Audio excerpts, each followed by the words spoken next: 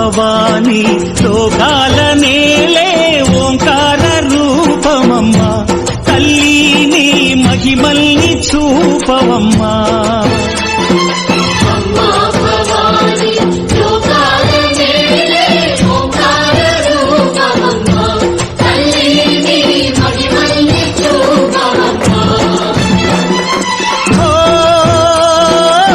సృష్టికే దీపమా శక్తికే మూలమా సింహరథమే నీదమ్మా అమ్మ దుర్గమ్మ భక్తులను దీవించుమా